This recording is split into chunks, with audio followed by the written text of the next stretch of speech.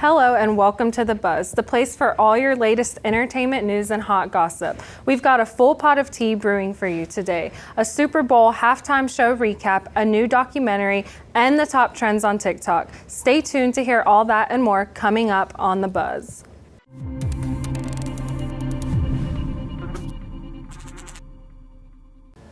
Good evening, everybody. I'm Catherine Averill. And I'm Lindsey Hargesheimer. Let's jump right in.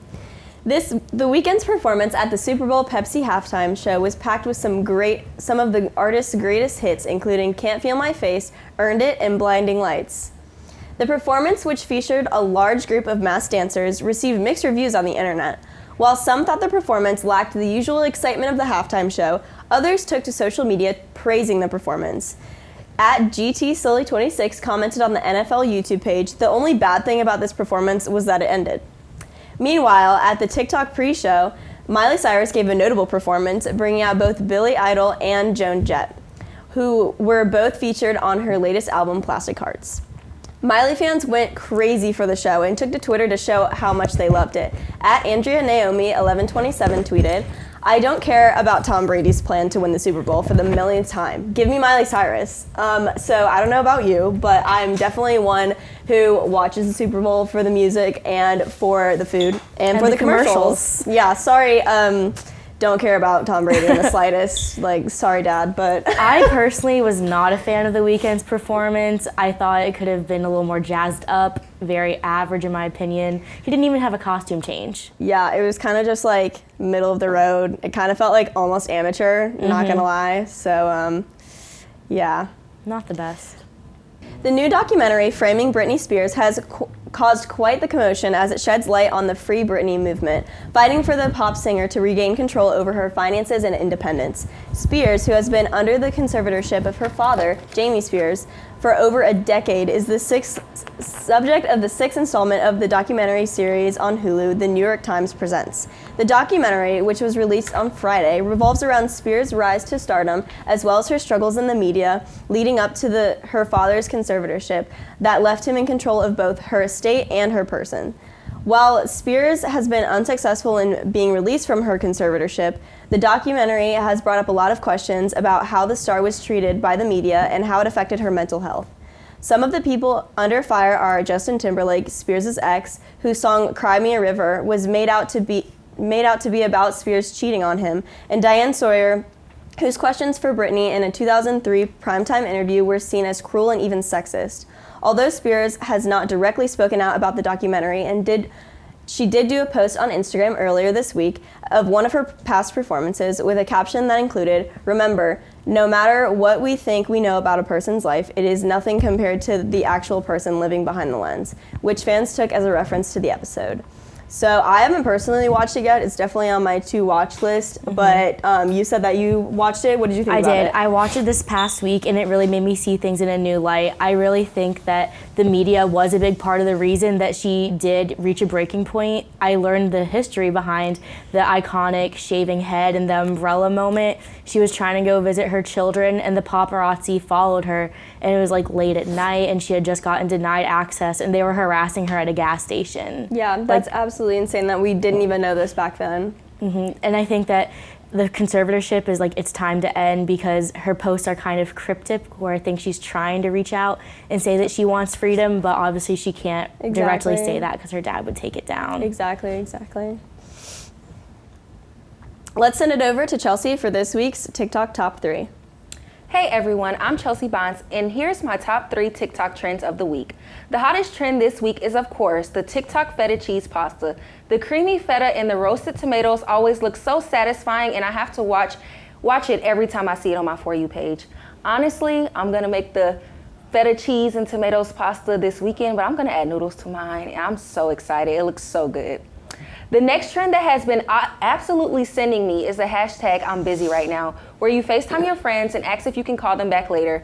One big name who joined the trend was James Charles, who pranked some of his friends, including Kris Jenner, Lil Nas X, and JoJo Siwa.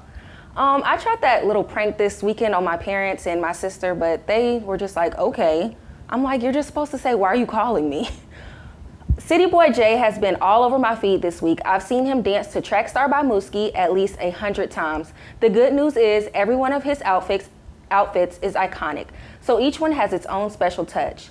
Honestly, like, he is the definition of pave the way. Like, he literally danced to his song every single day for 30 days until it went viral, and now he's verified. That's all we have for you today. We'll be back with more news and entertainment after the break.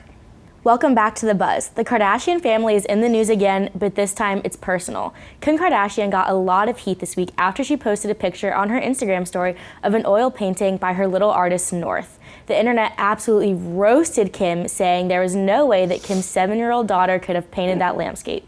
Kim clapped back, posting in all caps, "Don't play with me when it comes to my children," and calling out the quote-unquote grown adults who are trying to tear her daughter down despite her hard work.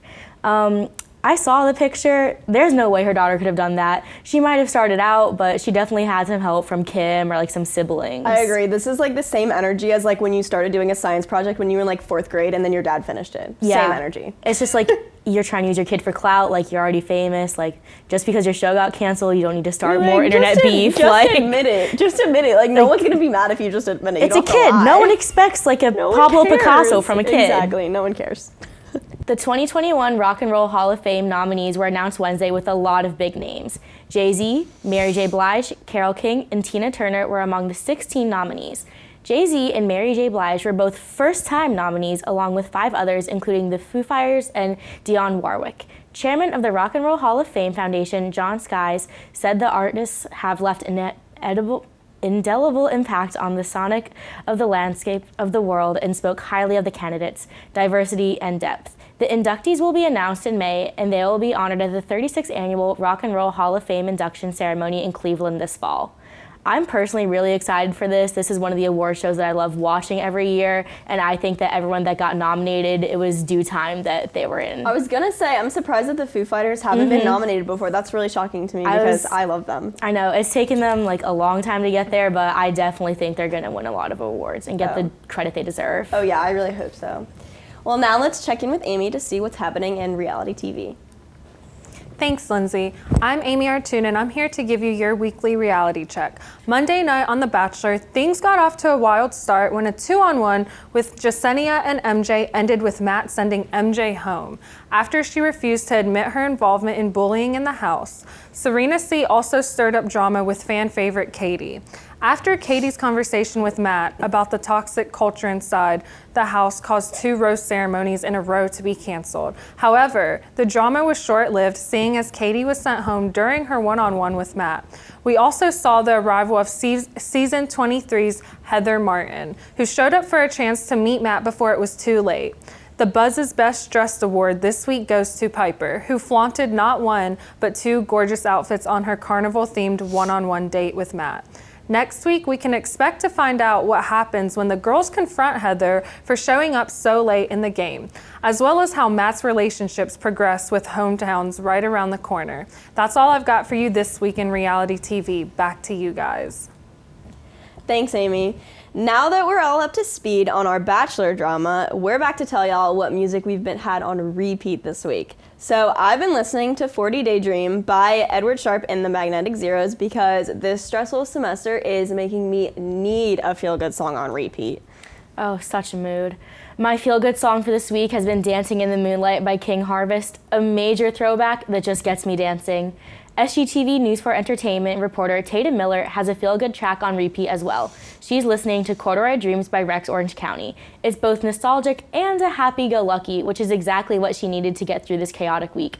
Let us know what songs you have on repeat and you could be featured on the show. Send us song recommendations to our social media at SGTV@USC and follow us on all platforms for more on the latest entertainment news. I'm Catherine Averill. And I'm Lindsey Hargesheimer. We'll be here to spill the tea every Thursday night at 8. Catch you next week on The Buzz.